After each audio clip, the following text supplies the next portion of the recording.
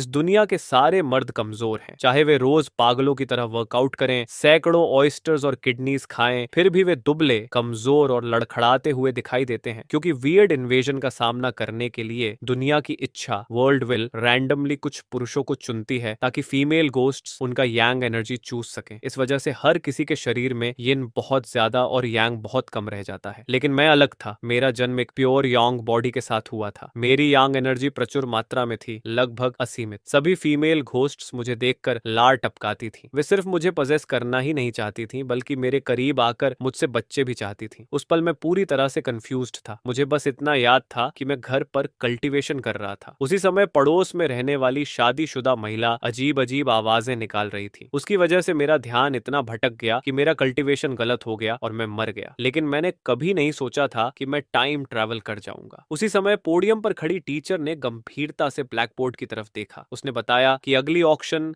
सिर्फ 30 मिनट बाद शुरू होने वाली है। टीचर ने सबको भरोसा दिलाया कि हम में से कोई भी इतना अनलकी नहीं होगा कि चुना जाए। इसके बाद उसने छात्रों के सवालों के जवाब देने शुरू कर दिए। लेकिन छात्रों के सवाल सुनकर होम रूम टीचर का सिर दर्द करने लगा। क्या फीमेल घोस्ट सुंदर होती हैं? कितनी यांग एनर्जी होने पर कोई फीमेल घोस्ट के करीब जा सकता है बिना पूरी तरह चूस ली जाने के? हर तरफ ऐसे ही सवाल थे। खुशकिस्मती से जो सवाल मैंने पूछा उसका जवाब शायद टीचर दे सकती थी। मैंने अपनी बाह पर बने निशान की ओर इशारा किया। टीचर, क्या इसका मतलब है कि मैं चुना जा चुका हूँ? जैसे ही काउंटडाउन बदला, टीचर को जवाब देने का समय ही नहीं मिला। अगले ही पल मैं वहीं से गायब हो गया। जब मेरी दृष्टि दोबारा साफ हुई तो मैंने खुद को एक वेटिंग रूम में पाया। कमरे की दीवार पर लगे स्क्रीन पर पिछली ऑक्शंस के वीडियोस चल रहे थे। एक फीमेल गोस्ट जिसका नाम मोरांग यान था, उसने एक ताकतवर आदमी को 10,000 गोस्ट कॉइन्स में खरीदा। इसके बाद उसका मुंह दोनों तरफ से फट गया। उसने अपनी लंबी जीभ बाहर निकाली जो रेंगते हुए उस आदमी के मुंह में घुस गई। कुछ ही देर में वह आदमी पिचकी हुई गेंद की तरह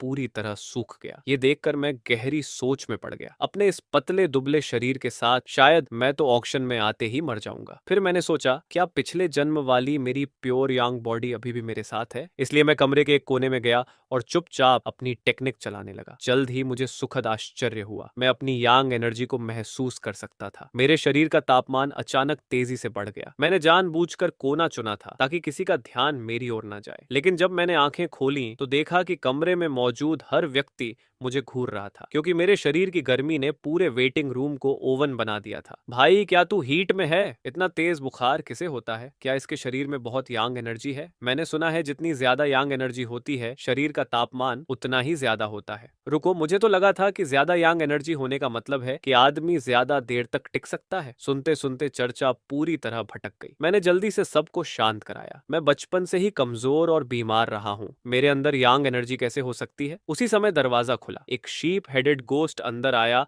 और हमें वेन्यू की ओर ले जाने लगा। बाकी सभी लोग घबराए हुए थे, लेकिन मैं और एक मिडिल एज्ड अंकल काफी शांत थे। मुझे अपनी प्योर यांग बॉडी पर भरोसा था और उस अंकल के बारे में सुना था कि वह पहले भी एक ऑक्शन में हिस्सा ले चुका था। कुछ ही देर बाद हम वेन्यू के बीचों बीच पहुंच गए। वहां पहले से ही अजीबोगरीब वियर्डोज की भीड़ मौजूद थी। वे सभी लालची निगाहों से हमें घूर रहे थे। वियर्ड आउटब्रेक से पहले वे लगभग इंसानों जैसे दिखते थे, लेकिन अब उनका रूप काफी बदल चुका था। वे कुछ देर तक हमें देखते रहे, फिर आपस में चर्चा शुरू हो गई। ड्रैगन कंट्री से आए इस बैच की क्वालिटी बहुत खराब है। तुम गलत हो। ज्यादातर लोग क्वालिटी हैं, लेकिन वह मिडिल एज्ड आदमी वेटरन है। वह पहले भी यहाँ आ चुका है और वह लड़का भी काफी मेंटली स्टेबल लगता है। मेंटली स्टेबल होने से क्या होगा? उसे देखो कितना दुबला है। उसके पास शायद ज्यादा यांग एनर्जी भी नहीं होगी। ये सुनकर मैंने राहत की सांस ली। अच्छा हुआ किसी ने मेरी असली खासियत नहीं पहचानी। तभी मुझे अचानक महसूस हुआ कि कोई मुझे घूर रहा है। मैंने ऊपर देखा। दूसरी मंजिल के एक बॉक्स की खिड़की खुली हुई थी। वहां एक डेविलिश फिगर वाली फीमेल गोस्ट खड़ी थी और वह कोई और नहीं बल्कि मोरंग यान थी, जिसे मैंने वेटिंग रूम की स्क्रीन पर देखा था। उसे देखते ही मेरी इंट्यूशन ने मुझे चेतावनी दी। ये फीमेल घोस्ट आज यहाँ मौजूद सबसे खतरनाक लोगों में से एक थी। उसी समय दूसरे देशों की टीम्स को भी वेन्यू में लाया गया। किमची कंट्री का एक मेल आइडल जैसे ही अंदर आया, मोरंग यान की नजर उस पर पड़ी। सिर्फ एक नजर, और वह इतना डर गया कि उसकी आत्मा तक कांप उठी। उसकी पैंट पूरी तरह भीग गई। पीला तरल लगातार नीचे टपक रहा था। वियर्डोज ने उसे घृणा से देखा। कोई भी ऐसे इंसान की यांग एनर्जी चूसना सुनना नहीं चाहता था जिसने डर के मारे अपनी पैंट गीली कर दी हो। किमची कंट्री ने आते ही अपनी बेइज्जती करवा ली। दूसरी टीम्स उसे देखकर हंसने लगी। ये तो आते ही खुद पर काबू नहीं रख पाया, लगता है ये अनसोल्ड ही रह जाएगा। मैंने बगल में खड़े मिडिल एज्ड अंकल को हल्का सा कुहनी मारी। अंकल, क्या अनसोल्ड रहना बहुत बुरी बात है? उन्होंने मुझे हैरानी से देखा। तुम्हें इतनी कॉमन सेंस भी नहीं पता? अचानक मेरी आंखों में उदासी भर गई। अंकल, आप नहीं समझेंगे। मेरे पिता एक गैम्बलर हैं, मेरी माँ बिस्तर पर गंभीर रूप से बीमार पड़ी हैं और मेरी छोटी बहन को स्कूल जाना होता है। मैं बचपन से ही घर चलाने के लिए काम कर रहा हूँ। मुझे कभी इन चीजों पर ध्यान देने का मौका ही नहीं मिला। मेरी बात सुनकर अंकल की आंखें नम हो गईं। उन्होंने आंसू पोंछे और कहा, बेटा, तुम्हारी जिंदगी सच में बहुत दुखद है। जो पूछना है पूछ लो, अंकल तुम्हें सब बताएगा। तब मुझे पता चला कि अगर कोई अनसोल्ड रह जाता है तो उसे सीधे वियर्ड वर्ल्ड में फेंक दिया जाता है, जहां अनगिनत लिटिल गोस्ट्स उसकी यांग एनर्जी चूस चूस कर उसे मार डालते हैं और उसकी मौत बेहद दर्दनाक होती है। इसके बाद ऑक्शन के कई राउंड्स गुजर गए। मैंने अपनी आंखों से देखा कि ईगल सॉस कंट्री और चेरी ब्लॉसम आइलैंड के कई पुरुषों की यांग एनर्जी पूरी तरह चूस ली गई और वे वहीं मर गए। तभी एक वीरडो जिसने स्माइलिंग मास्क पहन रखा था स्टेज पर आया। लेडीज एंड जेंटलमैन, ऑक्शन जारी रखते हैं। उसके पीछे लगी बड़ी स्क्रीन जगमगा उठी। नाम तेजी से स्क्रॉल होने लगे। आखिरकार स्क्रीन रुक गई। इस बार चुना गया व्यक्ति वही अंकल था। मैंने उन्हें देखकर अफसोस से सांस भरी। हमारी मुलाकात अभी कुछ देर पहले ही हुई थी, लेकिन यह अंकल दिल का बहुत अच्छा इंसान था। करीब 30 मिनट बाद उनका ऑक्शन खत्म हुआ। उन्हें सेकंड फ्लोर बॉक्स में बैठी किसी गोस्ट ने 1 लाख गोस्ट कॉइन्स में खरीद लिया। इसके बाद एक युवा वियर्डो दूसरी मंजिल से नीचे आया और उसने अंकल की यांग एनर्जी चूसना शुरू कर दिया। अंकल का चेहरा कागज की तरह सफेद पड़ गया, लेकिन सौभाग्य से वह 5 मिनट तक टिके रहे। मैं जल्दी से स्टेज पर चढ़ा। कमजोर हो चुके अंकल को सहारा देकर वापस ले जाना चाहता था, लेकिन तभी ऑक्शनियर ने अचानक कहा, जब तुम यहाँ आ ही गए हो तो यहीं रुक जाओ। मैंने उलझन में उसकी तरफ देखा। उसने पीछे लगी स्क्रीन की ओर इशारा किया। तभी मुझे पता चला कि जैसे ही अंकल जीवित बच गए, 7th लॉटरी शुरू हो गई थी और इस बार चुना गया व्यक्ति मैं था। क्योंकि मैं पहले से मानसिक रूप से तैयार था, इसलिए मुझे बिल्कुल भी घबराहट नहीं हुई। मैंने नीचे बैठे वीरडोस की ओर देखा। उनके चेहरों पर मेरे लिए सिर्फ तिरस्कार था, लेकिन इससे मुझे राहत मिली। उम्मीद है कोई मेरे लिए लड़ाई नहीं करेगा, बस चुपचाप ऑक्शन खत्म हो जाए। ये इस ऑक्शन का 7वां आइटम है। ड्रैगन कंट्री का 18 वर्षीय युवक। बाकी आप खुद देख सकते हैं। ऑक्शनियर ने मेरे दुबले पतले शरीर को देखा और मेरा परिचय देने की भी जरूरत नहीं समझी। इस हालत को देखकर नहीं लगता कि इसकी कीमत 5000 गोस्ट कॉइन्स भी होगी। हाँ, इसे खरीदना शायद पूरी तरह घाटे का सौदा होगा। नीचे बैठे वियर्डोज आपस में बातें करने लगे। उनकी बातें साफ मेरे कानों तक पहुंच रही थीं। मेरा चेहरा तुरंत काला पड़ गया। क्या मुझे इतना भी कम मत समझो? मैं नहीं चाहता था कि कोई मेरे लिए लड़ाई करे, लेकिन मैं अनसोल्ड भी नहीं रह सकता था। उसी समय सेकंड फ्लोर बॉक्स में बैठी एक रेड क्लोक्ड फीमेल घोस्ट ने स्टेज की ओर देखा। काफी देर से कोई बिड नहीं लगा रहा था, इसलिए उसने उत्सुकता से मुझे देखा, लेकिन जैसे ही उसकी नजर मुझ पर पड़ी, वह तुरंत मेरी ओर आकर्षित हो गई। मेरी इनेट प्योर यंग बॉडी की वजह से मेरे चेहरे के बीचों बीच एक मैस्कुलिन ऑनरा मौजूद थी। साधारण वियर्डोज उसे महसूस नहीं कर सकते थे, लेकिन वह किसी बड़े गोस्ट फैमिली से थी, इसलिए उसने तुरंत यह डिटेल पकड़ ली। उसकी इंट्यूशन ने कहा, इस युवक को खरीदने पर कोई सुखद सरप्राइज मिलने वाला है। तभी उसने बिड लगाया 7000 गोस्ट कॉइन्स, लेकिन अनएक्सपेक्टेडली मोरंगयान भी शामिल हो गई। 8000 गोस्ट कॉइन्स। मेरा दिल धक से रह गया। मैं डर गया था, क्योंकि वेटिंग रूम की स्क्रीन पर मैंने खुद देखा था कि मोरंगयान यांग एनर्जी चूसने में कितनी क्रूर थी। अगर वह मुझे खरीद लेती तो मेरी हालत भी वैसी ही होती। इसलिए मैं उम्मीद कर रहा था कि red cloaked female ghost bid जारी रखे। सौभाग्य से उसने हार नहीं मानी। उसने सीधे कहा, 30,000 घोस्ट कॉइन्स। मोरंगयान एक पल के लिए चौंक गई। असल में वह सिर्फ दूसरी गोस्ट को परेशान करना चाहती थी। मेरे जैसे दुबले आदमी की कीमत 30,000 नहीं थी, लेकिन अगर सामने वाली गोस्ट इतनी बड़ी रकम दे रही थी तो जरूर कोई कारण था। बस वह कारण उसे दिखाई नहीं दे रहा था, इसलिए उसने भी प्राइस बढ़ा दिया। दोनों गोस्ट्स लगातार बिड बढ़ाती रहीं। आखिरकार रेड क्लोक्ड फीमेल गोस्ट ने दांत भींचे। 1 लाख गोस्ट कॉइन्स। मोरंगयान, अगर तुम इससे ज्यादा दे सकती हो तो यह आदमी तुम्हारा है। मोरंगयान हंस पड़ी। तुम हमेशा मेरी पसंद की चीजें छीनने की कोशिश करती हो। 1,20,000 घोस्ट कॉइन्स। जैसे ही 1,20,000 घोस्ट कॉइन्स की बोली लगी, पूरा वेन्यू हंगामे से भर गया। हर तरफ शोर मच गया। आखिरकार ऑक्शनियर ने हथौड़ा गिराया। Sold. Red cloaked female ghost खुद को रोक नहीं पाई और हंस पड़ी। उधर मोरंगयान भी आखिरकार होश में आई। उसे एहसास हुआ कि वह दूसरी गोस्ट के उकसावे में आ गई थी। वह चाल में फंस गई थी। गुस्से से उसका दिमाग भर गया। उसने मुझे घूर कर देखा। उसकी आंखों में ठंडी हत्या की भावना भरी हुई थी। फिर वह नीचे आई और गोस्ट कॉइन्स का भुगतान कर दिया। मेरा मुंह हल्का सा फड़क गया। जिस चीज से मैं सबसे ज्यादा डर रहा था आखिर वही हो गया। वेटिंग एरिया में बैठे अंकल ने ऑक्शन का रिजल्ट देखा और दुख से सिर झुका लिया। हालांकि मेरी कीमत 1,20,000 गोस्ट कॉइन्स तक पहुंच गई थी, लेकिन उनकी नजर में मैं निश्चित रूप से नहीं बचने वाला था। ये 1,20,000 गोस्ट कॉइन्स सिर्फ मेरी विरासत बनकर रह जाएंगे। उन्होंने स्टेज की तरफ देखकर चिल्लाया, छोटे भाई, आखिर तुम भी अपनी किस्मत से नहीं बच पाए, लेकिन चिंता मत करना, जब मैं रियल वर्ल्ड में वापस जाऊंगा तो तुम्हारी बहन को ढूंढूंगा और उसे अपनी बेटी की तरह पालूंगा। मैंने उन्हें अजीब नजरों से देखा। कौन सी बहन? लेकिन अंकल को लगा कि मैं सदमे में हूं। उन्होंने बस दुखी चेहरा बना लिया। उसी समय मोरंग यान मेरी ओर बढ़ी। जैसे जैसे वह करीब आती गई, मुझे एक ठंडी और भयावह गोस्ट ऑरा महसूस होने लगी। वह इतनी गुस्से में थी कि अपनी गोस्ट एनर्जी तक को ठीक से नियंत्रित नहीं कर पा रही थी। फिर भी उसके चेहरे पर चमकदार मुस्कान बनी हुई थी। क्यूट, मैं तुम्हें एक मौका देती हूँ। अगर तुम मुझे तुम पर दया करने के लिए मजबूर कर सके तो मैं तुम्हारी जान बख्श दूंगी। मैं कुछ पल के लिए स्तब्ध रह गया। मुझे नहीं लगा था कि कोई फीमेल गोस्ट इतनी दयालु हो सकती है, लेकिन चूंकि मौका मिल ही गया था तो कोशिश करने में क्या नुकसान था। अगले ही पल मैंने अपना एक्टर मोड चालू कर दिया। मैंने गहरी सांस ली। मेरी आंखें उदासी से भर गईं। घोस्ट सिस्टर, मेरी जिंदगी बचपन से बहुत कठिन रही है। मेरे पिता गैम्बलर हैं, मेरी माँ बिस्तर पर गंभीर रूप से बीमार है और मेरी छोटी बहन अभी स्कूल जाती है। मैंने वही नकली कहानी दोबारा सुना दी, बिल्कुल शब्द दर शब्द। गैम्बलिंग डैड, सिक मॉम, स्कूल गर्ल सिस्टर और टूटा हुआ मैं। जितनी दुखद कहानी हो सकती थी मैंने उतनी बना दी। डियर गोस्ट सिस्टर, मुझे 1,20,000 गोस्ट कॉइन्स में खरीदने के लिए आपका धन्यवाद। अब चाहे आप मेरे साथ कुछ भी करें, आप मेरी बेनिफैक्टर हैं। कुछ पल के लिए पूरा वेन्यू शांत हो गया। यहाँ तक कि मौजूद वियर्डोज भी मेरी कहानी सुनकर प्रभावित हो गए। सेकंड फ्लोर बॉक्स में बैठी रेड क्लोक्ड फीमेल गोस्ट के चेहरे पर पछतावा दिखाई दिया। उसे लगा कि सारी गलती उसकी है। अगर उसने बोली न बढ़ाई होती तो शायद मैं मोरंग यान के हाथों में नहीं पड़ता। बेचारा, इसकी जिंदगी कितनी दुखद रही है। लेकिन तभी मोरंग यान मुस्कुराई। मैं सचमुच प्रभावित हुई हूँ, लेकिन तुमने मुझे अपना बेनिफेक्टर कहा है, तो अगर तुम्हारा बेनिफेक्टर अभी तुम्हारी जान चाहता है तो तुम्हें मान जाना चाहिए, है ना? मैंने मन ही मन गाली दी। कुत्ते की पूंछ कभी सीधी नहीं हो सकती। उसने शुरू से ही मुझे छोड़ने का इरादा नहीं रखा था। अगले ही पल मोरंग यान ने अपना मुंह चौड़ा खोल दिया। उसकी लंबी जीभ बाहर निकल आई। मुझे नहीं पता था कि वह मेरे साथ किस तरह की यातना करने वाली थी, लेकिन मैंने तुरंत प्रतिक्रिया दी। उसकी जीभ मेरे शरीर को छूने से पहले ही मैंने उसे पकड़ लिया। जैसे ही मैंने मोरंग यान की जीभ पकड़ी, पूरा वेन्यू स्तब्ध रह गया। हर इंसान, हर वीरडो, सबकी आंखें फैल गईं। ये आदमी तो मर गया, इसकी हिम्मत कैसे हुई? सबको लगा कि मोरंग यान तुरंत गुस्से से फट पड़ेगी, लेकिन आश्चर्यजनक रूप से ऐसा नहीं हुआ। इसके बजाय उसकी आंखें चमक उठी। कितनी रिच यांग एनर्जी! उसने मेरी यांग एनर्जी को महसूस किया और उसी क्षण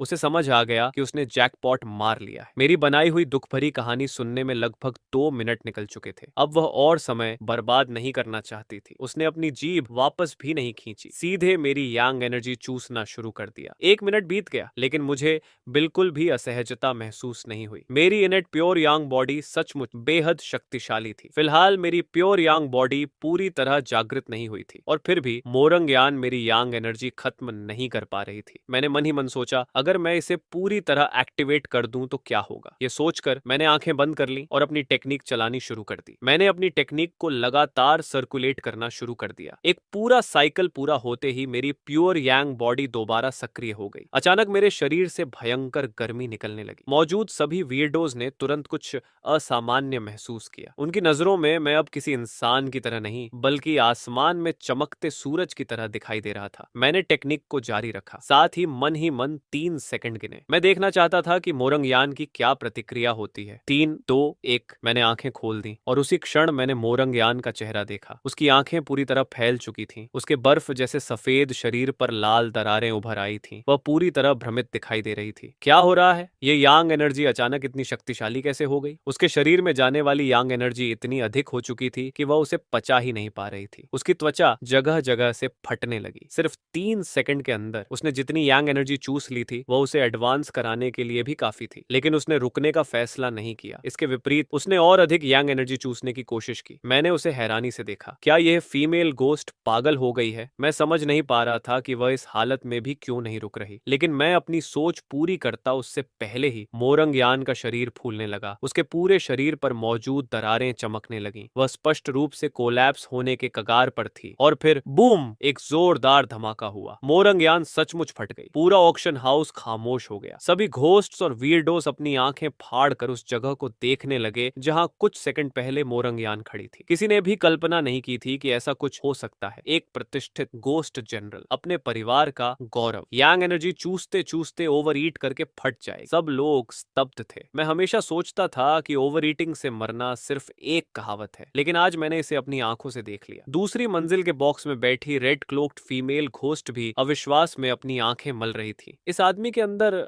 आखिर कितनी यांग एनर्जी है? ये तो एक मॉन्स्टर है। मैं स्टेज पर खड़ा था और मैंने महसूस किया कि अब सभी वियरडोज की नजरें मुझ पर पहले से कहीं ज्यादा गर्म हो चुकी थी। उनकी आंखों में लालच साफ दिखाई दे रहा था। मुझे तुरंत एहसास हो गया कि यह अच्छी बात नहीं है, इसलिए मैंने जल्दी से ऑक्शनर की तरफ देखा। क्या मेरा ऑक्शन खत्म हो गया? क्या मैं अब जा सकता हूँ? ऑक्शनियर ने सम्मान पूर्वक सिर हिलाया। नहीं, पूरा ऑक्शन खत्म होने तक आपको इंतजार करना होगा। फिलहाल आप वेटिंग रूम में आराम कर सकते हैं। मेरी असली कीमत देखने के बाद ऑक्शनियर का रवैया पूरी तरह बदल चुका था। जो गाइड पहले डरावना और खतरनाक लग रहा था, अब बिल्कुल विनम्र वेटर जैसा व्यवहार कर रहा था। वह मुझे सम्मान पूर्वक वेटिंग रूम तक छोड़ने आया। मैंने हाथ हिलाया। ठीक है, अब तुम जा सकते हो। गाइड तुरंत झुककर चला गया, लेकिन तभी नॉक नॉक, दरवाजे पर दस्तक हुई। मैंने सिर उठाकर देखा। दरवाजा खुला और अंदर वही रेड क्लोक्ड फीमेल घोस्ट आई। मैं कुछ समझ पाता उससे पहले ही वह उत्साह से मेरी ओर झपटी। उसने मेरी बांह कसकर पकड़ ली और बच्चे जैसी आवाज में बोली, ब्रदर बयांग, मैं आपकी यांग एनर्जी चूसना चाहती हूँ। क्या आपको दोबारा ऑक्शन में रखा जा सकता है? मैं उसे घूरता रह गया। क्या ऑक्शंस रैंडम नहीं होते? मैं यह कैसे तय कर सकता हूँ? वह मेरे कान के पास झुकी। उसकी सांसें हल्के से मेरे कान को छू रही थी। आप सेकंड ऑक्शन के लिए एग्रीमेंट साइन कर सकते हैं। मैं वादा करती हूँ आपको कोई नुकसान नहीं होने दूंगी।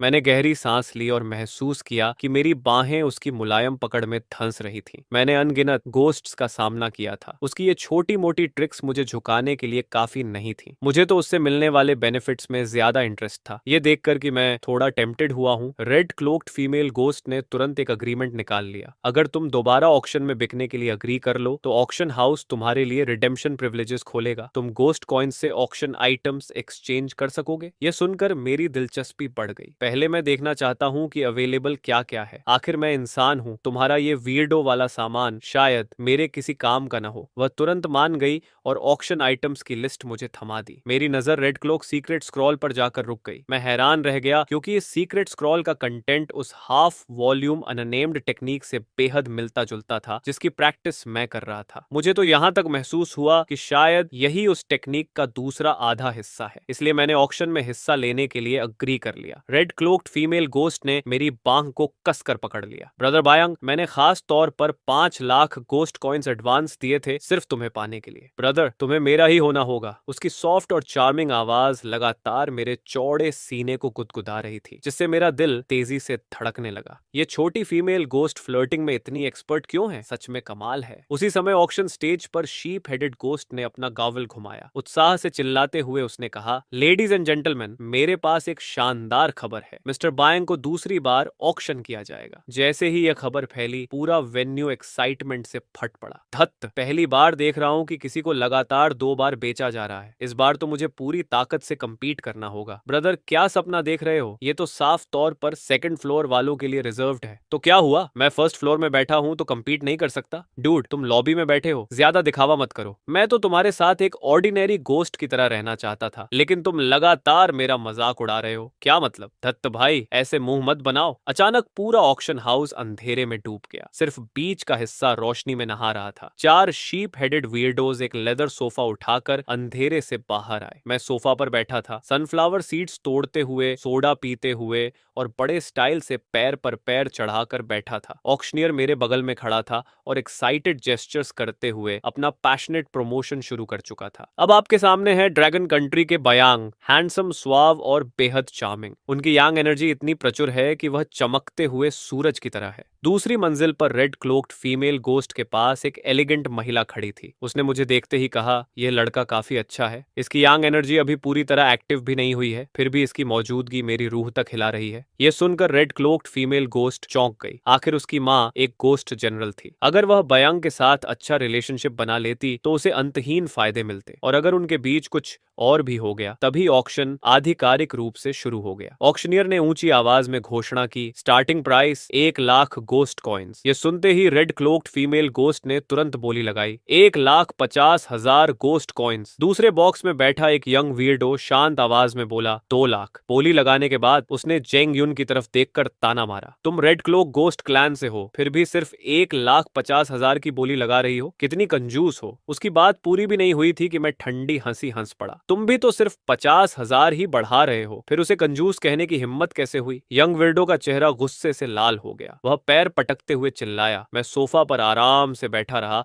और हाथ बांधकर उसे चढ़ाता रहा। क्या हुआ, गुस्सा आ गया? अगर हिम्मत है तो आकर मुझे मार दो। मैं पहले ही जेंग यून को अपना टारगेट बना चुका था, इसलिए जाहिर था कि मैं उसी का पक्ष लेने वाला था। साथ ही इससे उसके अंदर और ज्यादा खर्च करने की इच्छा भी पैदा होगी। ऑक्शन आगे बढ़ता गया और कीमत लगातार बढ़ती गई। कुछ देर बाद जंग यून बेचैन हो गई। वह अचानक खड़ी होकर बोली, 3,70,000 गोस्ट कॉइन्स। ब्रदर बयंग ने दूसरी ऑक्शन के लिए अग्री किया है। इसके लिए मैंने बहुत मेहनत की है। क्या सब लोग मुझे थोड़ा फेस नहीं दे सकते? लेकिन किसी भी वियर्डो ने उसकी बात पर ध्यान नहीं दिया। जिस यंग वियर्डो को मैंने पहले चढ़ाया था उसने तुरंत आवाज लगाई, 4 लाख गोस्ट कॉइन्स। जंग यून घबरा गई। उसने तुरंत कीमत और बढ़ा दी, 4,50,000 गोस्ट कॉइन्स। ऑक्शनियर ने गावेल उठाया, 4,50,000 वंस, 4,50,000 ट्वाइस। सेकंड फ्लोर के सम्मानित गेस्ट, अगर आपने जल्दी बिड नहीं किया तो मिस्टर बायंग मिस जेंग यून को बेच दिए जाएंगे। इस समय ऑक्शनियर भी काफी एक्साइटेड था। उसने ऊंची आवाज में कहा, क्या आप सच में यांग एनर्जी से भरपूर इस ट्रेजर को किसी और के हाथ जाने देंगे? इसे खरीदना सिर्फ आपको ग्रेड सी तक ब्रेक थ्रू करने में मदद नहीं करेगा, बल्कि आपको 100 घोस्ट एकेडमी में प्रवेश पाने का मौका भी देगा, और वहां से ग्रेजुएट होने वाला हर व्यक्ति कम से कम गोस्ट जनरल बनता है। ऐसा सम्मान लाखों गोस्ट कॉइन्स के बराबर है, और अभी इसकी कीमत सिर्फ 4,50,000 गोस्ट कॉइन्स है। उसकी बात खत्म होते ही पूरा वेन्यू फिर से उबल पड़ा। 4,70,000। धत्त, कोई मेरे साथ कंपीट मत करना, वरना मैं अपने सिटी लॉर्ड लेवल के पिता से कहकर तुम्हारे पूरे क्लैन को मिटा दूंगा। तुरंत दूसरी तरफ से आवाज आई, 4,80,000। जैसे सिर्फ तुम्हारे पास ही सिटी लॉर्ड लेवल का बाप है। हिम्मत है तो आ जाओ। जेंग यून के बॉक्स में माहौल भारी हो चुका था। वह बाकी घोस्ट्स की बोलियां सुन रही थी और उसका चेहरा धीरे धीरे पीला पड़ता जा रहा था। लेकिन आखिर में उसने दांत खींच ली। ये उसकी लिमिट थी, 5 लाख गोस्ट कॉइन्स। उसकी आवाज पूरे हॉल में गूंज उठी। लेकिन उसकी बोली खत्म होते ही किसी और ने उससे ज्यादा कीमत लगा दी। मैंने सिर हिलाया। साफ था कि जेंग यून अब बिडिंग वॉर में टिक नहीं पाएगी। उसी समय उसके बॉक्स से एक मैच्योर महिला की आवाज सुनाई दी, 6 लाख घोस्ट कॉइन्स। ये बोली लगाने वाली और कोई नहीं बल्कि जेंग यून की माँ थी, भयानक घोस्ट जनरल शेनिंगरू। जैसे ही वह घोस्ट साइट में दिखाई दी, पूरा वेन्यू हक्का बक्का रह गया। दत्त, क्या यह ग्रेट डी विर्डो ऑक्शन नहीं है? यहाँ गोस्ट जनरल क्या कर रही है? उसे तो सिर्फ गोस्ट जनरल लेवल ऑक्शंस में होना चाहिए। स्टेज पर खड़ा ऑक्शनियर भी भौहें सिकोड़कर ऊपर देखने लगा। इस बार उसने गोस्ट जनरल को भी कोई स्पेशल रिस्पेक्ट नहीं दिया। मिस जियर्शन, आपको ऑक्शन रूल्स पता होने चाहिए। ये ग्रेट डी ऑक्शन है। शेनिंगरू ने भौं उठाई। मैं तो सिर्फ कुछ गोस्ट कॉइन्स देने आई हूँ, और अपनी बेटी को देखने भी। इसमें क्या समस्या है? ऑक्शनियर का स्वर थोड़ा सख्त हो गया। बिल्कुल कोई समस्या नहीं, लेकिन आपका बिड करना उचित नहीं है। आप गोस्ट जनरल लेवल ऑक्शन में जा सकती हैं। शेनिंगरू ने सिर हिलाया। मैं वहां नहीं जा रही। वहां हमेशा वही पुराना सामान ऑक्शन होता है। उन्हें देखकर मैं बोर हो चुकी हूँ। वैसे तुम लोग घोस्ट जनरल्स के लिए नए ह्यूमंस कब लाओगे? ये सुनकर ऑक्शनर कुछ पल के लिए चुप हो गया, क्योंकि वह जानता था शेनिंगरू मजाक नहीं कर रही थी। लेकिन समस्या ये थी कि आखिर ऐसा कौन सा इंसान मिलेगा जो घोस्ट जनरल की यांग एनर्जी एब्जॉर्प्शन झेल सके? साधारण इंसान तो एक पल में मम्मी बन जाएगा। ऑक्शनियर ने गंभीर स्वर में कहा, मिसेस शेन, कृपया बात मत बदलिए। अगर आप बिडिंग पर जोर देंगी तो मुझे आपको यहाँ से जाने के लिए कहना पड़ेगा। शेनिंगरू हंस पड़ी। फिर उसने हाथ हिलाया। मैं ऑक्शन में हिस्सा नहीं ले रही। मेरी बेटी का गला खराब है। क्या मैं उसकी तरफ से बिड भी नहीं कर सकती? अगर हम जीत गए तो ऊपर जाने वाली मेरी बेटी ही होगी। उसकी बात सुनने में बिल्कुल उचित लग रही थी, लेकिन वहां मौजूद हर गोस्ट समझ रहा था वह अपनी बेटी को सपोर्ट करने आई है। ऑक्शनियर कुछ क्षण चुप रहा, फिर उसने कुछ नहीं कहा। 6 lakh ghost coins once, 6 lakh ghost coins twice. वह तीसरी बार गवेल मारने ही वाला था कि एक असंतुष्ट ठंडी आवाज दूसरे बॉक्स से गूंज उठी। दूसरे बॉक्स से एक बूढ़े आदमी की आवाज सुनाई दी, शेनिंगरू, अगर तुम अपनी बेटी का सपोर्ट करने आई हो तो मुझे भी अपने यंग मास्टर का सपोर्ट करने का अधिकार है। 7 लाख गोस्ट कॉइन्स। उसके बोलते ही बॉक्स के अंदर से गोस्ट जनरल लेवल की ऑरा फैल गई। एक और बूढ़ा, मैंने हाथ में पकड़े सनफ्लावर सीड्स नीचे रख दिए। मेरे इनेट प्योर यंग बॉडी की वजह से घोस्ट जनरल का प्रेशर मुझ पर बिल्कुल असर नहीं कर रहा था। साथ ही मेरी नजरें दूसरी मंजिल के दोनों बॉक्सेस पर टिक गईं। मैं साफ समझ गया था कि ये दोनों फैमिलीज एक दूसरे को पसंद नहीं करती। उनके बीच आखिर आखिर क्या दुश्मनी थी, इससे मुझे कोई फर्क नहीं पड़ता था। जब तक वे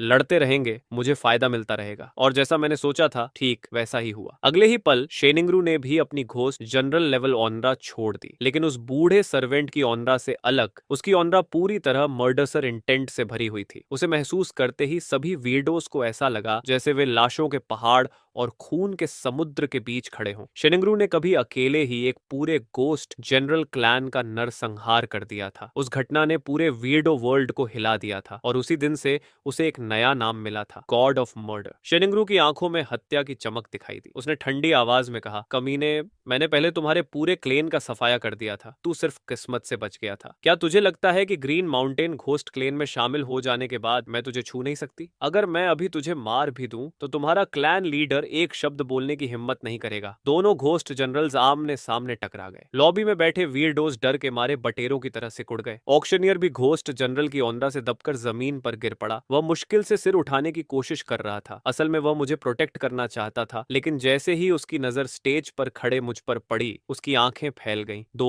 घोस्ट जनरल्स की टकराती हुई ऑरा के बीच मैं बिल्कुल शांत खड़ा था, जैसे कुछ हुआ ही ना हो। ऑक्शनियर के मन में तूफान उठ गया। एक कमजोर इंसान यह प्रेशर कैसे सह सकता है? क्या सिर्फ थोड़ी ज्यादा यांग एनर्जी होने से ऐसा संभव है? दूसरी तरफ शेनिंग्रू भी बूढ़े सर्वेंट से लड़ते हुए बीच बीच में मुझे देख रही थी, और जब उसने मुझे मुस्कुराते हुए देखा तो उसकी आंखों में भी आश्चर्य चमक उठा। मैं न सिर्फ दबाव से बेपरवाह था, बल्कि उसकी तरफ देखकर मुस्कुरा भी रहा था। इससे शेनिंग्रू की मेरे प्रति रुचि और बढ़ गई। उसने होठों पर जीभ फेरी और मुझे गौर से देखते हुए सोचा, ये आखिर रजिस्ट कैसे कर रहा है? क्या इसकी यांग एनर्जी की वजह से? पास खड़ी जेंग यून ने अपनी माँ का एक्सप्रेशन देख लिया। वह धीरे से बोली, मदर आप। उसकी आवाज सुनकर शेनिंग्रू होश में लौटी। उसने अपनी पतली इंडेक्स फिंगर लाल होठों पर रखी और संकेत दिया कि वह शांत रहे। फिर मुस्कुराते हुए बोली, मैं तुमसे कम्पीट क्यों करूंगी? इस बार चाहे जितना खर्च हो मैं उसे तुम्हारे लिए जीत कर रहूंगी, ताकि तुम उसकी यांग एनर्जी अब्सॉर्ब कर सको। लेकिन दिल में उसने एक और बात जोड़ी, लेकिन सिर्फ इस बार शेनिंग्रू कई सालों से घोस्ट जनरल थी और हमेशा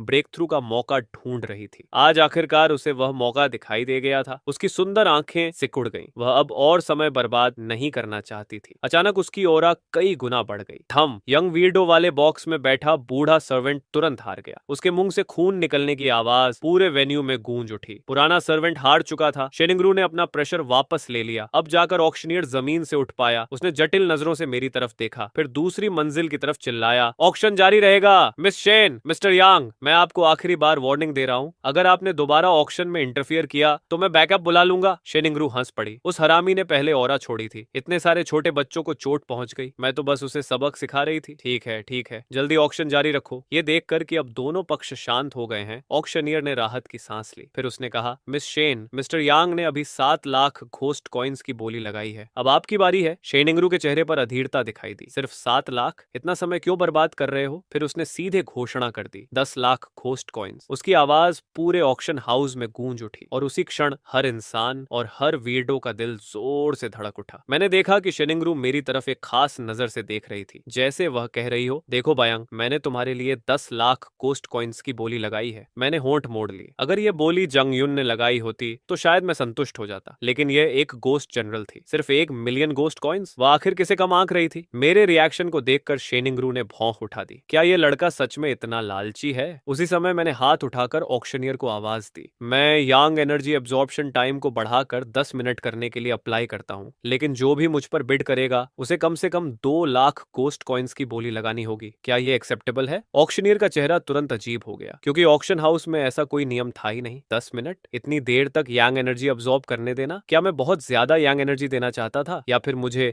मरने का शौक था? ऑक्शनियर की हिचकिचाहट देखकर मैं उसके पास गया, फिर पुराने दोस्त की तरह उसका कंधा पकड़ लिया और धीमी आवाज में बोला, ब्रदर ऑक्शनियर, रूल्स रिजिड होते हैं, लेकिन गोस्ट्स फ्लेक्सिबल होते हैं। स्पेशल सर्कमस्टांसेस में स्पेशल ट्रीटमेंट होना चाहिए। ये कहते हुए मैंने चुपके से यांग एनर्जी उसके शरीर में पहुंचा दी। जैसे ही यांग एनर्जी उसके अंदर गई, ऑक्शनियर का पूरा शरीर कांप उठा। पहले तो उसे लगा कि मैं उस पर हमला कर रहा हूं, लेकिन अगले ही पल उसकी आंखें फैल गईं। यांग एनर्जी! उसे साफ महसूस हो गया था कि यह शुद्ध यांग एनर्जी है और सिर्फ इतनी सी यांग एनर्जी ने उसके एडवांसमेंट बॉटलनेक को ढीला कर दिया था। अब वह ब्रेक थ्रू के और करीब पहुंच चुका था। ऑक्शनियर की नजरें तुरंत बदल गईं। वह मुझे ऐसे देखने लगा जैसे किसी खजाने को देख रहा हो। मुझे पूरा भरोसा था, इतनी सी यांग एनर्जी ही उसे अपनी तरफ कर लेने के लिए काफी थी। मैं मुस्कुराया और बोला, ब्रदर ऑक्शनियर, अगर ये छोटा सा फेवर कर दोगे तो मैं तुम्हें और यंग एनर्जी दूंगा। स्टेज पर एक इंसान और एक गोस्ट को खुलेआम डील करते देखकर पूरे वेन्यू के वियर्डोज गुस्से से भर गए। क्या वो ऑक्शनियर को ब्राइब कर रहा है? कौन सा ऑक्शनियर ऐसी टेम्पटेशन के सामने झुकेगा? बिल्कुल। इतने सालों में ऑक्शनियर ने न जाने कितने तूफान देखे होंगे। क्या वह थोड़ी सी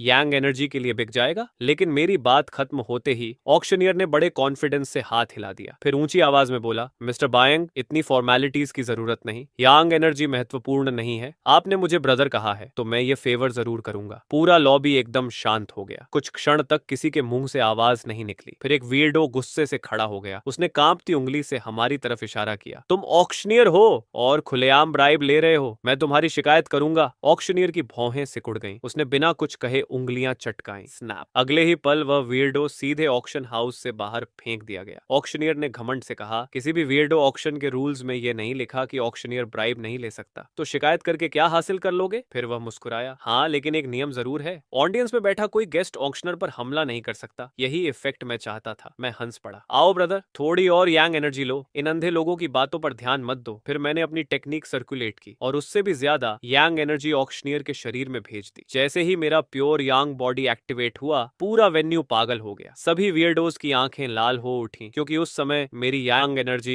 एक जलते हुए सूरज की तरह महसूस हो रही थी। ऑक्शनियर का शरीर एक्साइटमेंट से कांपने लगा। मेरी यांग एनर्जी एब्जॉर्ब करने के बाद उसे महसूस हुआ कि उसका ब्रेक थ्रू अब बहुत करीब है। उसने गला साफ किया, फिर दूसरी मंजिल की ओर देखकर घोषणा की, मिस शेन, मेरे फेयर और इम्पार्टियल जजमेंट के अनुसार मुझे लगता है कि ब्रदर बायंग का सजेशन स्वीकार कर लेना चाहिए। यांग एनर्जी एब्जॉर्प्शन टाइम अब 10 मिनट होगी और स्टार्टिंग बिड होगी 2 लाख गोस्ट कॉइन्स। लेकिन उस समय शिनिंगरू ऑक्शनियर की एक भी बात नहीं सुन रही थी। उसकी नजरें सिर्फ मुंह पर टिकी हुई थी क्योंकि उसने अभी अभी वह चीज देखी थी जो बहुत लंबे समय से गायब थी। प्योर यांग एनर्जी। उसे समझ आ गया था कि मैं साधारण इंसान नहीं हूँ। उसका एक्सप्रेशन तुरंत गंभीर हो गया। अब उसके मन में सिर्फ एक ही विचार था, आज चाहे जो कीमत चुकानी पड़े, मुझे इसे हर हाल में जीतना होगा। फिर उसने ऑक्शनियर की तरफ देखा और कहा, मैं बिडिंग जारी रखूंगी। 2 लाख गोस्ट कॉइन्स। इतनी रकम तो हर किसी के पास होगी, है ना? पास वाले बॉक्स में बैठा बूढ़ा सर्वेंट का चेहरा बदसूरत हो गया। कुछ क्षण चुप रहने के बाद उसने दांत खींचकर कहा, मैं भी तैयार हूँ। मिस शेन सही कह रही है। 2 मिलियन गोस्ट कॉइन्स कौन अफोर्ड नहीं कर सकता? शेनिंगरू खिलखिलाकर हंस पड़ी। फिर उसने बेहद जहरीली मुस्कान के साथ कहा, ओ 2 लाख गोस्ट कॉइन्स? सच कहूं तो मेरे पास इतने कॉइन्स नहीं है, लेकिन जब मैंने तुम्हारे पूरे परिवार का सफाया किया था तब जो गोस्ट कॉइन्स मैंने लूटे थे उनमें से ज्यादा अभी तक खर्च भी नहीं हुए। आज वे काफी काम आएंगे। उसकी बात सुनते ही पूरा ऑक्शन हाउस एकदम खामोश हो गया।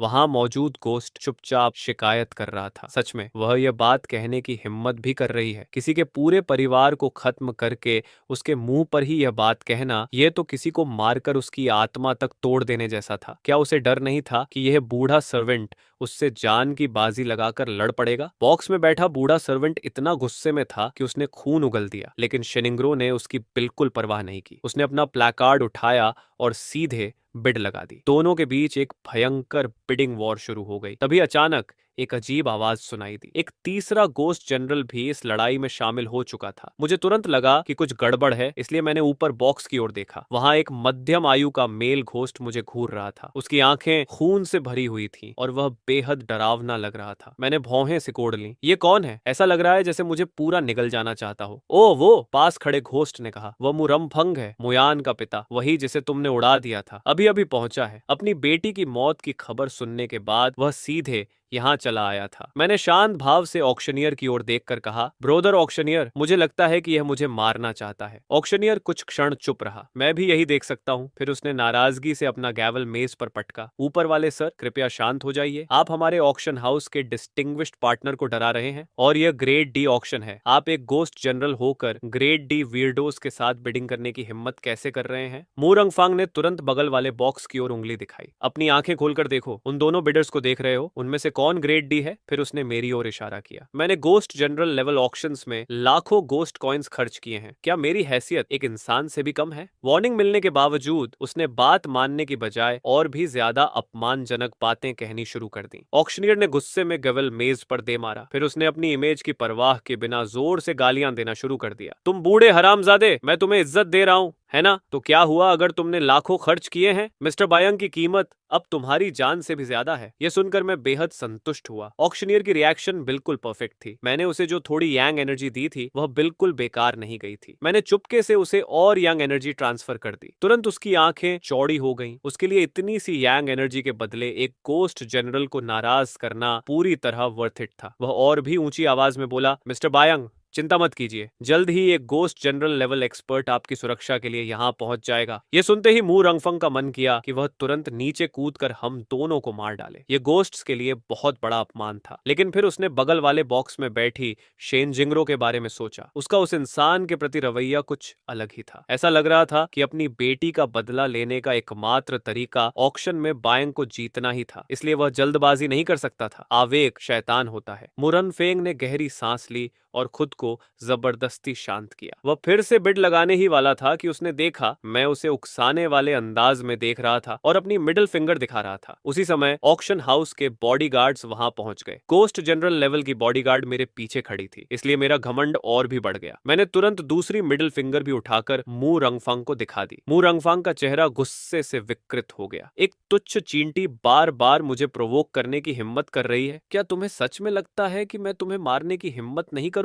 वह अपना आपा खो बैठा और खिड़की से कूदने की तैयारी करने लगा। मैंने हंसते हुए कहा, आ जा फिर, तुझे मैं पसंद नहीं हूं ना, तो आकर लड़ ले। मुरम फेंग ने सचमुच अपना एक पैर खिड़की के बाहर निकाल दिया। बगल वाले बॉक्स में मौजूद शेन चिंग ग्रो भी एक्शन लेने के लिए तैयार हो गई। लेकिन सबकी उम्मीदों के विपरीत मुरन फेंग ने अपना पैर वापस खींच लिया। मैंने निराश होकर कहा, ब्रदर, तुम सच में इतने कावर्ड हो? तुम्हारा शुरुआती मोमेंटम कहां गया? शेनजिंग ग्रो भी निराश दिखाई दी। अगर मू रंगफंग हमला कर देता तो वह बायंग की सेवियर बन सकती थी, लेकिन उसने उसे मेरिट कमाने का मौका ही नहीं दिया। अचानक मू रंगफंग बोला, मैं 3.5 मिलियन गोस्ट कॉइन्स की बिड लगाता हूँ। फिर उसने ऑक्शनियर की ओर देखा। इतना समय हो गया, क्या मुझे सीधा विनर घोषित नहीं कर देना चाहिए? ऑक्शनियर गुस्से में बोला, मैं तुम्हें पहले ही वार्निंग दे चुका हूँ, ये ग्रेड डी ऑक्शन है, घोस्ट जनरल्स बिडिंग में हिस्सा नहीं ले सकते। मुरन फेंग भड़क उठा, तुम जानबूझकर मुझे टारगेट कर रहे हो? वे दोनों भी घोस्ट जनरल्स हैं, फिर भी बिड कर सकते हैं। शिंगरियू मुस्कुराई और जेंग यून को अपने सामने खड़ा कर दिया। मैं ऑक्शन में हिस्सा नहीं ले रही, मेरी बेटी के गले में दर्द है, इसलिए मैं उसकी तरफ से बिड कर रही हूँ। बगल वाले बूढ़े सर्वेंट ने भी तुरंत कहा, मैं भी यही करना चाहता हूँ। ये सुनते ही मू रंगफंग ने पास से एक छोटे गोस्ट चाइल्ड को उठा लिया। ये मेरा सबसे बड़ा नेफ्यू है, मैं इसकी तरफ से बिड कर रहा हूँ। अब कोई प्रॉब्लम है? काफी देर से तमाशा देख रही जोंग यून आखिर बोल पड़ी, कितने शेमलेस हो तुम, ये छोटा बच्चा अभी ग्रेड डी तक भी नहीं पहुंचा है। मुरन फेंग ने बेशर्मी से जवाब दिया, अगर यह ऑक्शन में मौजूद है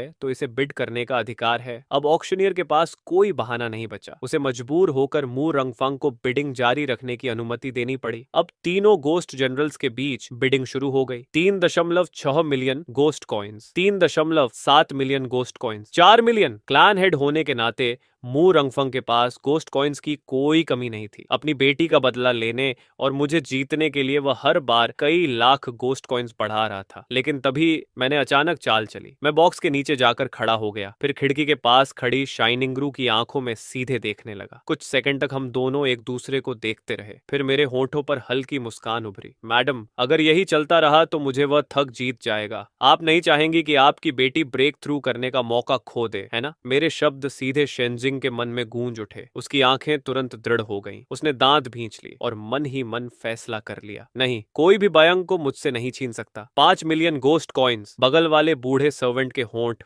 फड़क उठे। उसके पास अब पैसे नहीं बचे थे, उसे ऑक्शन छोड़ना पड़ा। दूसरी ओर मू रंगफंग का चेहरा भी खराब हो गया। आखिरकार उसने दांत भींचकर किसी को कॉल किया, माय लॉर्ड, क्या आप मुझे कुछ गोस्ट कॉइन्स उधार दे सकते हैं? सिर्फ 4 मिलियन। मैं पागल नहीं हुआ हूँ, पहले मेरी बात सुनिए, मुझे अपनी बेटी का बदला लेना है। माय लॉर्ड, चिंता मत कीजिए, ऑक्शन खत्म होने के बाद मैं अपनी सारी प्रॉपर्टी बेचकर आपको पैसा लौटा दूंगा। फोन के दूसरी तरफ काफी देर तक चुप्पी रही। आखिरकार जवाब आया, मुझे फर्क नहीं पड़ता तुम इसका क्या करोगे, तुम्हारी पिछली सेवाओं के बदले मैं तुम्हें 3 मिलियन घोस्ट कॉइन्स देता हूँ, उन्हें लौटाने की जरूरत नहीं, लेकिन आज के बाद हमारा कोई रिश्ता नहीं रहेगा। ये कहकर फोन काट दिया गया। मुरमफेंग ने गहरी सांस छोड़ी। उसका सबसे बड़ा ट्रम्प कार्ड भी सिर्फ 3 मिलियन घोस्ट कॉइन्स ही दिला पाया था। अब उसकी निगाहें मुझ पर और भी खतरनाक हो गईं। उसी समय ऑक्शनियर ने फिर से अपना गेवल मेज पर पटका। मुंह, तुम बूढ़े हरामजादे! वह नजर अपने पास रखो। क्या तुम्हें मिस्टर बायांग के पास खड़ी गोस्ट जनरल दिखाई नहीं दे रही? मु रंगफंग इतना गुस्सा हो गया कि लगभग खून उगल देता। हम दोनों गोस्ट जनरल हैं। उसे तुम माय लॉर्ड कहते हो और मुझे बूढ़ा हरामजादा? ऑक्शनियर ने ठंडे स्वर में हंसते हुए कहा। ऑनरेबल मिस्टर बायांग, कृपया चिंता मत कीजिए। हमारा ऑक्शन हाउस हमेशा आपकी तरफ खड़ा रहेगा। मैं यांग एनर्जी के आकर्षण पर हैरान हुए बिना नहीं रह सका। सिर्फ एक छोटी सी गिफ्ट ने ग्रेड 1 गोस्ट स्पिरिट को मेरा वफादार लैकी बना दिया था। मैंने पास खड़ी गोस्ट जनरल बॉडीगार्ड की ओर देखा। एक विचार मेरे मन में आया। क्या मेरी यांग एनर्जी इस सेक्सी गोस्ट जनरल को भी मेरा लैकी बना सकती है? बस कल्पना करते ही मेरे चेहरे पर मुस्कान आ गई। एक शक्तिशाली गोस्ट जनरल मेरे आगे पीछे घूमे, वह एहसास वाकई शानदार होगा। उसी समय शेनिंग्रो की आवाज गूंजी। 6.5 मिलियन घोस्ट कॉइन्स। बायांग सिर्फ मेरा हो सकता है। वह अपनी बेटी के नाम पर बिड कर रही थी, लेकिन उसके मन में क्या चल रहा था मैं अच्छी तरह समझ सकता था। तभी मु रंगफांग ने दांत पीसते हुए कहा, 7 मिलियन घोस्ट कॉइन्स। शेनिंग्रो, क्या तुम्हें लगता है कि मुझे तुम्हारी फाइनेंशियल सिचुएशन का पता नहीं? 7 मिलियन घोस्ट कॉइन्स पहले ही तुम्हारी लिमिट है। सही कहा ना? मैं सच में तुम्हें समझ नहीं पाता। तुम पागल औरत हो। आखिर तुम मुझसे इतनी जिद करके कंपटीशन क्यों कर रही हो? इतने गोस्ट कॉइन्स से तुम्हारी बेटी आराम से ग्रेड एस तक पहुंच सकती है। शेंटिंगरू का चेहरा बिल्कुल शांत रहा। वह मूर्ख नहीं थी। उसने मन ही मन सोचा, क्या मुझे अपनी बेटी के ग्रेड की परवाह है? मैं तो बस इस मौके का इस्तेमाल करके बायांग पर अच्छा इंप्रेशन छोड़ना चाहती हूँ। अगर हम करीब आ गए तो वह एहसान के बदले मुझे थोड़ी यांग एनर्जी लेने देगा। क्या यह बिल्कुल रीजनेबल नहीं है? और अगर वह फ्री में नहीं देना चाहता तो प्राइवेट ट्रांजैक्शन भी हो सकती है। ये उसके लॉर्ड लेवल ब्रेक थ्रू से जुड़ा मामला था। ऐसे में लाखों गोस्ट कॉइन्स क्या मायने रखते थे? जरूरत पड़ती तो वह 10 मिलियन से भी ज्यादा खर्च कर देती। दोनों को इस तरह डेडलॉक में फंसा देखकर मैं ताली बजाए बिना नहीं रह सका। फिर मैंने मुस्कुराते हुए कहा, मदर इन लॉ, आप तो बहुत जेनरस हैं। चिंता मत कीजिए, बाद में मैं आपकी बेटी को एक्स्ट्रा यांग एनर्जी दूंगा। शेंटिंगरू हल्के से मुस्कुराई। यंग मैन, इतनी आसानी से मुझे मदर इन लॉ मत बुलाओ। और जहां तक यांग एनर्जी की बात है, उसे श्यायून खुद संभाल लेगी। मुझे डर है कि कहीं तुम गलती से उसे भी किसी और की बेटी जैसा ना बना दो। ये सुनते ही मुरम फेंग की आंखें गुस्से से फैल गईं। शेंटिंगरू ने उसकी ओर देखकर कहा, क्या लड़ना चाहते हो? तो कोशिश करके देख लो। अगर तुम हार गए तो मैं तुम्हारे पूरे क्लैन को खत्म कर दूंगी, और अगर जीत भी गए तो बाद में मौका देखकर फिर भी तुम्हारे पूरे क्लैन को खत्म कर दूंगी। पूरा ऑक्शन हॉल कुछ पल के लिए शांत हो गया। सबके मन में एक ही विचार आया, ये औरत हर बात पर पूरे क्लैन को खत्म करने की बात क्यों करती है? मु रंगफांग ने तुरंत नजरें फेर ली। वह सच में उससे डर गया था। मैं तुम्हारे साथ इस बकवास पर बहस नहीं करूंगा। 8 मिलियन गोस्ट कॉइन्स। अभी कुछ सेकंड पहले पूरे क्लैन को खत्म करने की धमकी देने वाली शेनिंग्रो अगले ही पल फिर से मुस्कुराने लगी। उसने बेहद कोमल स्वर में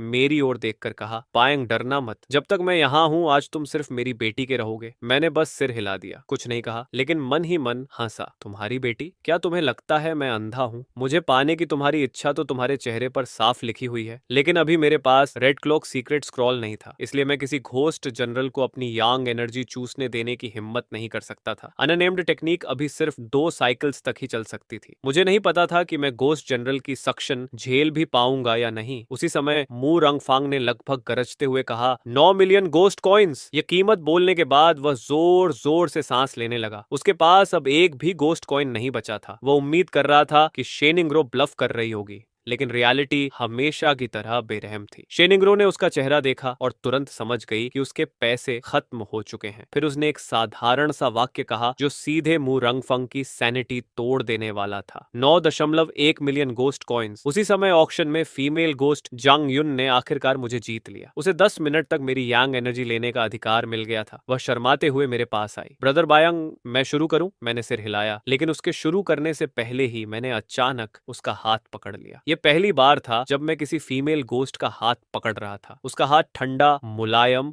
और बेहद नाजुक महसूस हो रहा था। मैं मुस्कुराया। मैं खुद करना पसंद करता हूँ। अगर तुम्हें लगे कि तुम सहन नहीं कर पा रही हो तो मुझे बता देना, मैं रुक जाऊंगा। जेंग यून को लगा कि मेरी बात में कुछ अजीब था, लेकिन वह समझ नहीं पाई कि क्या। आखिर उसने हल्का सा सिर हिला दिया। मैंने अपनी टेक्निक सर्कुलेट की और यांग एनर्जी ट्रांसफर करने की तैयारी की। तभी अचानक पूरे ऑक्शन हाउस में एक भयानक ऑरा फूट पड़ा। मेरे इन्नेट प्योर यांग बॉडी की वजह से उस ऑरा का मुंह पर कोई असर नहीं हुआ, लेकिन जांग युन उसे सहन नहीं कर पाई। उसके पैर कमजोर पड़ गए और वह सीधे मेरी बाहों में गिर गई। उसका शरीर लगातार कांप रहा था। मैंने तुरंत औरा की दिशा में देखा। वह मू रंगफंग था। अपनी पूरी संपत्ति खर्च करने के बाद भी वह मुझे नहीं जीत पाया था। अब वह मेरे साथ मरने को तैयार दिखाई दे रहा था। मुरम फेंग दूसरी मंजिल की खिड़की से कूद गया। खतरा महसूस होते ही मैंने जेंग यून को कसकर पकड़ा और पीछे हट गया। मैं ऑक्शन हाउस की घोस्ट जनरल बॉडीगार्ड के पीछे आकर खड़ा हो गया। बॉडीगार्ड के शरीर से काली धुंध निकलने लगी। कुछ ही क्षणों में वह धुंध एक विशाल घोस्ट हैंड में बदल गई। अभी अभी नीचे कूदे मुरनफंग को उस घोस्ट हैंड ने सीधे पकड़ लिया। जैसे जैसे घोस्ट हैंड ने दबाव बढ़ाया, हड्डियां टूटने की आवाजें आने लगी। उसकी दर्द भरी चीखें पूरे हॉल में गूंज उठी। फिर बॉडीगार्ड ने अपना हाथ खोला। मुरेंग फेंग कीचड़ के ढेर की तरह जमीन पर गिर पड़ा। मैं जेंग यून को संभालते हुए आगे बढ़ा। एक हाथ से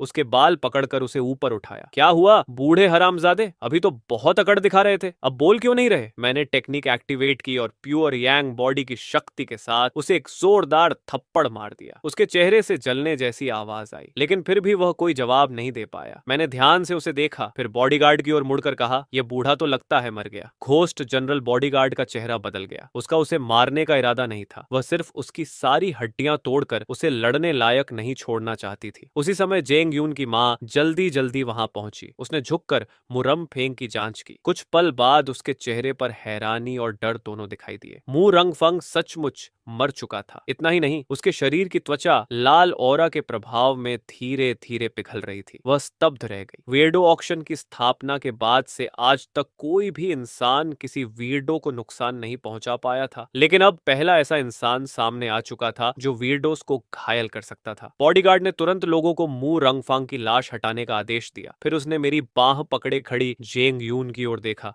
मिस्टर बायंग, क्या मैं आपके लिए एक प्राइवेट रूम अरेंज कर दूं? मैंने सिर हिलाया। फिर जेंग यून के साथ उस कमरे की ओर चल पड़ा। कमरे के अंदर हम दोनों आमने सामने बैठ गए। अब तक संभल चुकी जेंग यून फिर से अपने शर्मीले रूप में लौट आई थी। ब्रोदर बायंग, अभी जो हुआ उसके लिए मुझे अफसोस है। मैंने उसे बीच में ही रोक दिया। ठीक है, अभी कुछ मत कहो, मैं शुरू करने वाला हूँ। अगर तुम्हें लगे कि यह ज्यादा हो रहा है तो मुझे बता देना। जेंग यून का चेहरा तुरंत लाल हो गया। उसने धीरे से सिर हिला दिया। मैंने अननेम्ड टेक्निक सर्कुलेट की, अपनी प्योर यांग बॉडी को पूरी तरह एक्टिवेट किया। फिर यांग एनर्जी की एक छोटी धारा जेंग यून के शरीर में भेज दी। उसका शरीर हल्का सा कांप उठा। उसने जल्दी से अपने होंठ दबा ली। उसने पहले भी कई इंसानों की यांग एनर्जी ली थी, लेकिन बायंग जैसे प्योर यांग बॉडी वाले इंसान से सामना पहली बार हुआ था। यह एहसास उसके लिए बिल्कुल अलग था। मैंने मजाक करते हुए कहा, मिस जंग, अगर तुम ऐसे रिएक्शंस दोगी तो मेरे लिए शांत रहना मुश्किल हो जाएगा। मेरी बात सुनकर जंग यून ने मुझे गंभीरता से देखा, फिर धीरे से अपनी उंगली मेरी ओर मोड़कर इशारा किया। अगर कंट्रोल नहीं कर पा रहे तो पास आ जाइए। मैं एक पल के लिए चौंक गया। मिस फीमेल गोस्ट, तुम सचमुच आग से खेल रही हो? उसी क्षण जंग यून ने अचानक सरप्राइज अटैक कर दिया। वह सीधे आगे झुकी और मेरे होंठों को चूम लिया। मेरी आंखें तुरंत फैल गईं। मैं एक फीमेल गोस्ट द्वारा जबरदस्ती किस किया जा रहा हूं? एक जोशीला वर्जिन होने के नाते क्या मैं इस चुनौती को सह सकता था? बिल्कुल नहीं। 2 घंटे बाद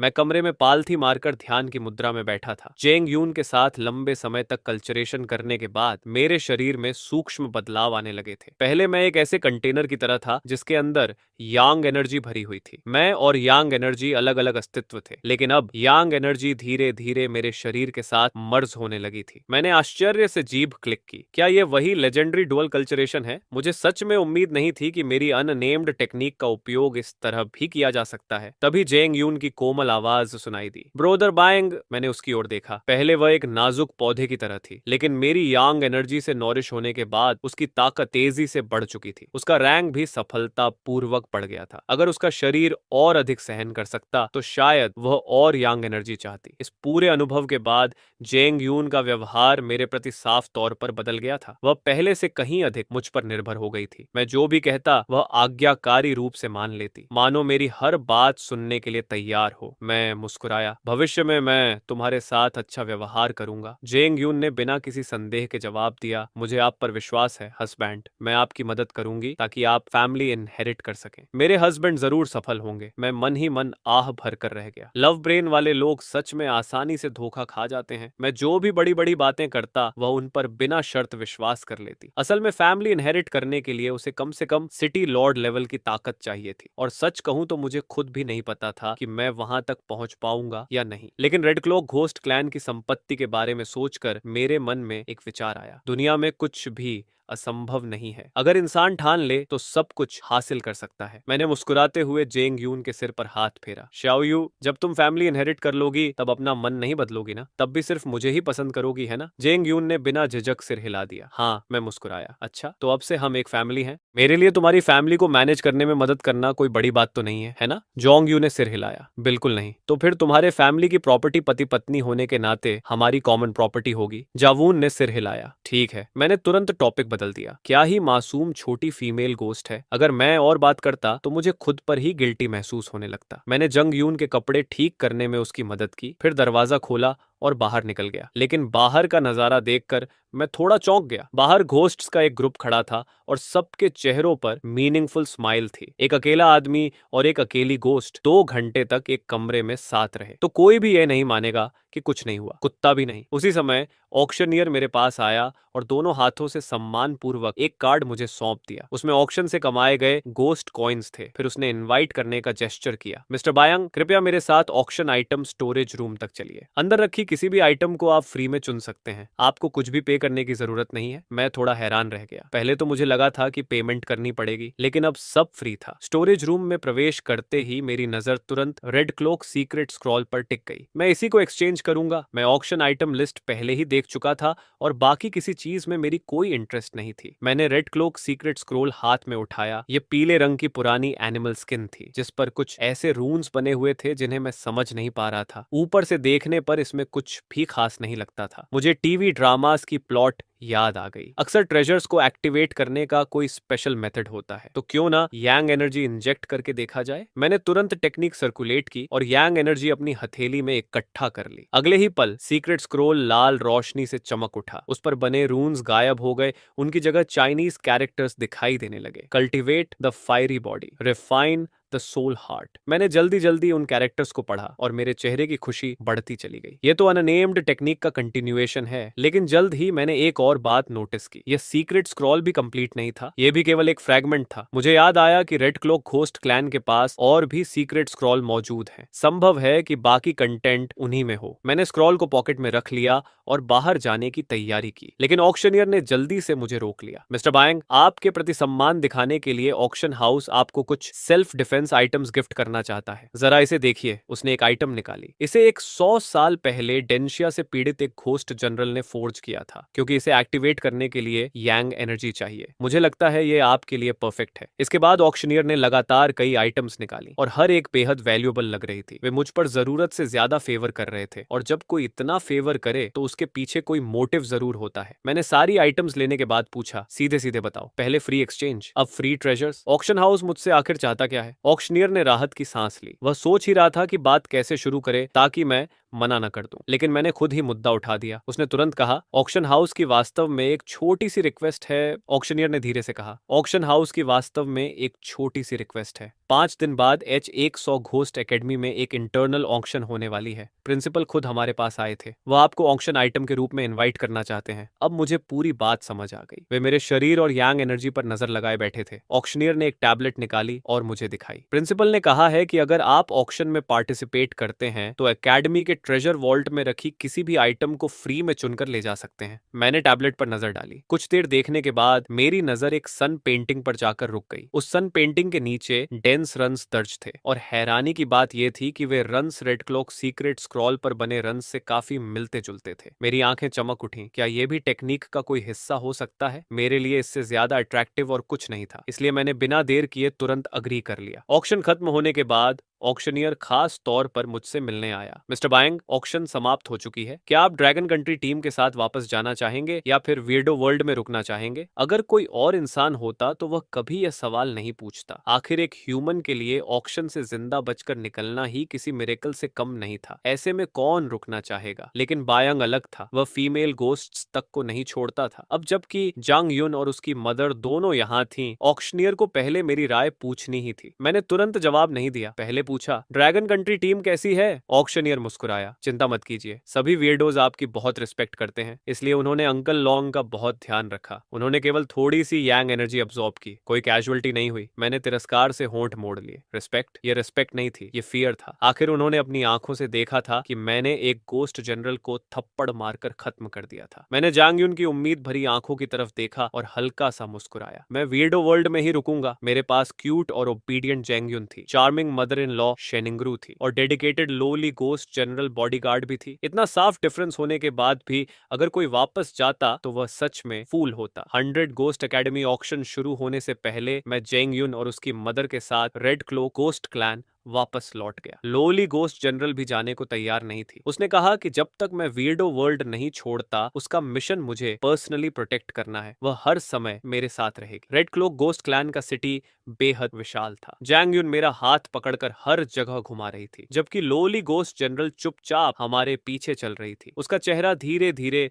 और ज्यादा सावर होता जा रहा था। ब्रदर बायांग, देखो, हमारे गोस्ट क्लैन में बहुत सारी डिलिशियस थिंग्स हैं। जैंग युन का उत्साह देखकर मेरा दिल गर्म हो गया। तो रिच गर्लफ्रेंड होने का एहसास ऐसा होता है और थॉटफुल गर्लफ्रेंड होने का एहसास भी ऐसा ही होता होगा। लेकिन जैसे ही मैंने स्नैक स्टॉल पर रखी चीजें देखी, मैं तुरंत चुप हो गया। हर तरफ ब्लडी और डिगास्टिंग फूड रखा हुआ था। उसे देखकर ही किसी का पेट खराब हो जाए। मेरे चेहरे का भाव देखकर जैंग यून थोड़ी शर्मिंदा हो गई। सॉरी ब्रदर बे, मैं भूल गई कि ह्यूमंस और हम घोस्ट्स अलग तरह का खाना खाते हैं। मैंने उसके सिर पर हाथ फेरा। कोई बात नहीं, बस मुझे यह खाने के लिए मत कहना। अपने क्लैन के लोगों के सामने हेड पैट होने से जैंग यून का चेहरा लाल हो गया। वह शर्म से सिर झुकाकर मुस्कुराने लगी। हम वापस मुड़कर जाने ही वाले थे कि अचानक एक गोस्ट ने रास्ता रोक लिया। वहीं रुक जाओ सिक्स्थ सिस्टर, ये ह्यूमन कहां से आया और ये तुम्हें इस तरह टच क्यों कर रहा है? मैंने सामने देखा, ये जेंग यून का फोर्थ ब्रदर था। वह गुस्से से मेरी तरफ उंगली दिखा रहा था। सिक्स्थ सिस्टर, तुम्हें क्या हो गया है? मैंने तुम्हारे लिए मैरिज अरेंज कर दी है और तुम अभी भी दूसरे मर्दों के साथ हग और टच कर रही हो? जैंग यून घबराकर एक पल मेरी तरफ देखने लगी, फिर उसने गुस्से में अपने फोर्थ ब्रदर को घूरा। किसने अग्री किया? क्या मैंने अग्री किया या मदर ने अग्री किया? फोर्थ ब्रदर ने तिरस्कार भरी नजर से उसे देखा। हमें तुम्हारी परमिशन की जरूरत है क्या? वह 100 घोस्ट एकेडमी का स्टूडेंट है। तुम जैसी ग्रेट डी घोस्ट के लिए वह काफी है। और फिर अंकल ने पहले ही फैसला कर लिया है। इतना कहकर उसने मेरी तरफ हाथ बढ़ाया। जैसे ही उसने मुझे छुआ, वह शॉक होकर तुरंत पीछे हट गया। उसकी हथेली जल चुकी थी। तू नीच ह्यूमन, तूने मुझ पर अटैक करने की हिम्मत कैसे की? रेड क्लोक गोस्ट क्लैन के यंग मास्टर होने के नाते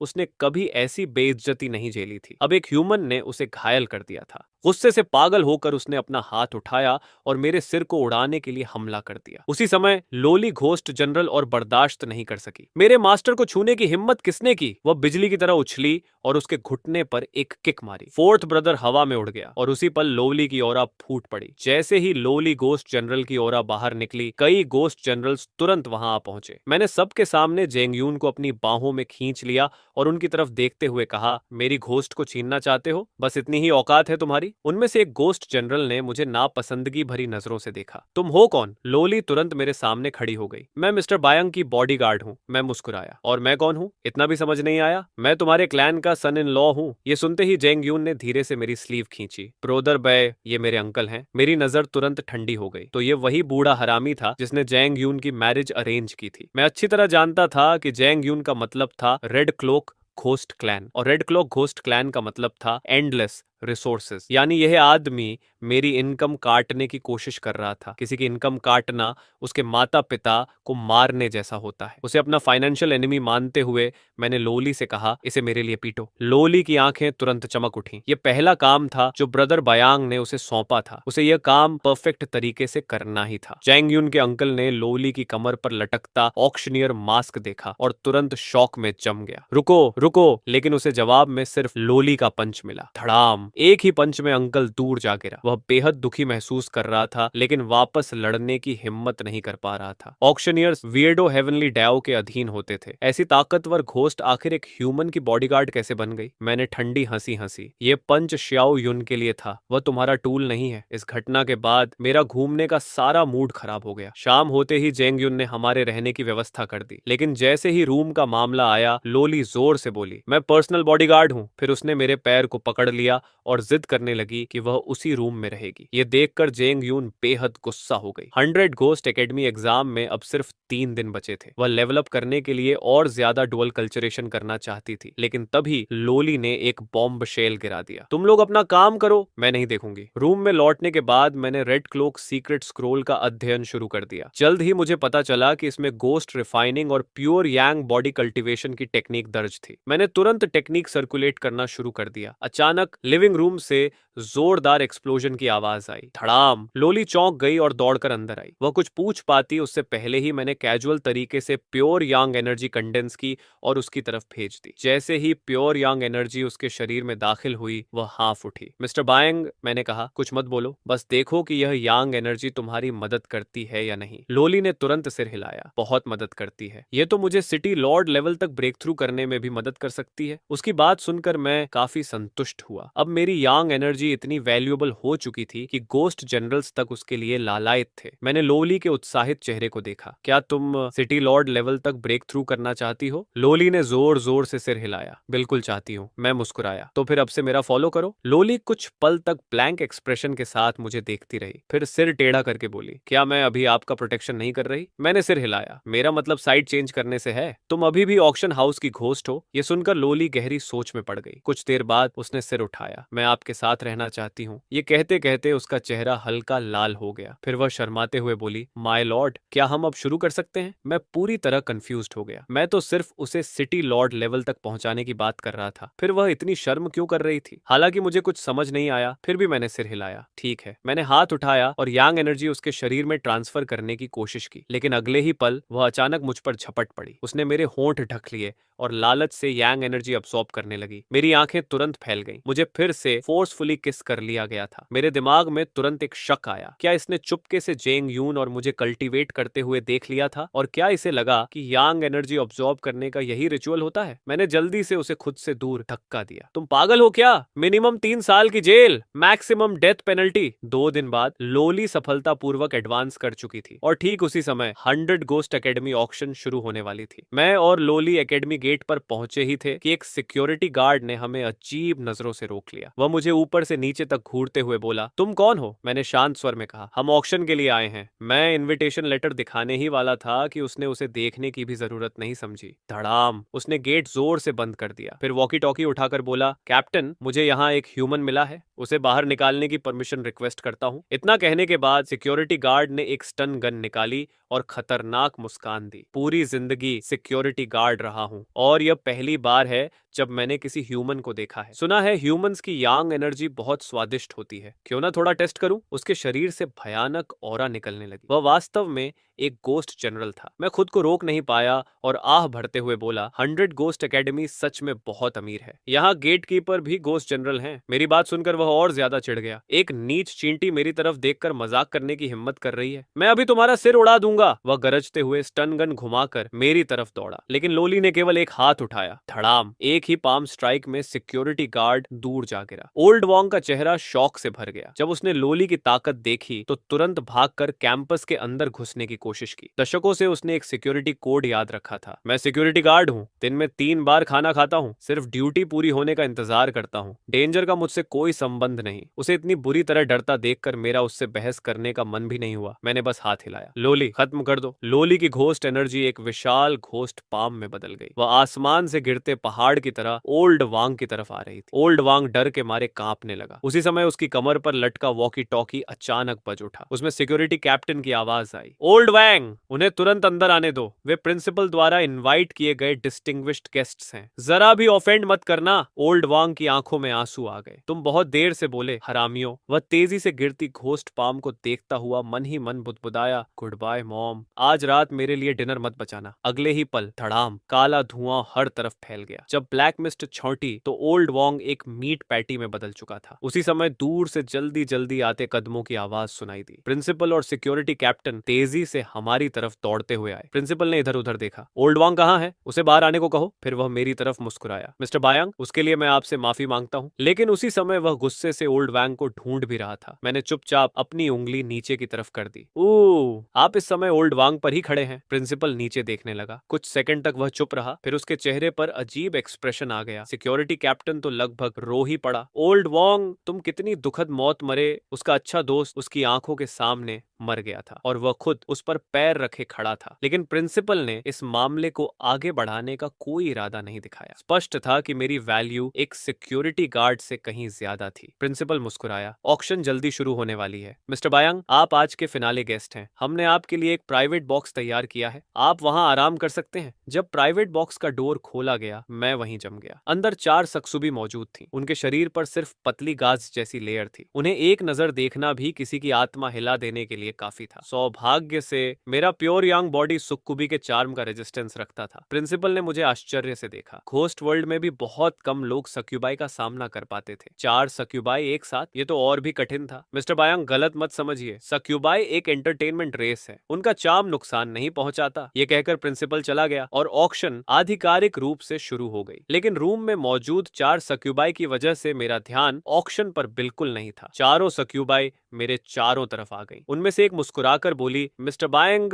ऑक्शन देखना कितना बोरिंग है, क्यों ना हम कुछ ज्यादा इंटरेस्टिंग करें। उनका चार्म मुंह पर काम नहीं कर रहा था, इसलिए अब वे दूसरी मेथड आजमाने वाली थी। मैंने लोवली की तरफ देखा। थोड़ी देर बाहर जाओ, डोर गार्ड करो। लोवली ने तुरंत सिर झुका दिया। Yes boss. उसके बाहर जाने के बाद मैं सोफा पर लेट गया और सक्यूबी स्पा सर्विस का आनंद लेने लगा। कुछ समय बाद मेरे मन में एक विचार आया। मैं इन सक्यूबाई को अपने पास रखना चाहता था। इसी वजह से ऑक्शन खत्म होने के बाद मैं लोली को लेकर प्रिंसिपल के ऑफिस की तरफ चल पड़ा। रास्ते में अचानक मुझे जेंग यून की आवाज सुनाई दी। मैं तुम्हें पहले ही बता चुकी हूँ, मुझे कोई पसंद है, मेरा पीछा करना बंद करो। ये सुनते ही मेरी भौं ऊपर उठ गई। लगता है जेंग यून किसी मुसीबत में थी। जेंग यून के चेहरे पर ठंडापन और चिढ़ साफ दिखाई दे रही थी। कुछ बेनिफिट्स देकर मुझे खरीदने की कोशिश मत करो। मेरे बेवकूफ भाई मुझे मैरिज के लिए फोर्स नहीं कर सकते। उसके सामने खड़े घोस्ट का चेहरा सफेद पड़ गया। तुम्हें कोई पसंद है? नहीं, तुम मुझसे झूठ बोल रही हो। मैं उनकी बातचीत सुनते हुए आगे बढ़ा।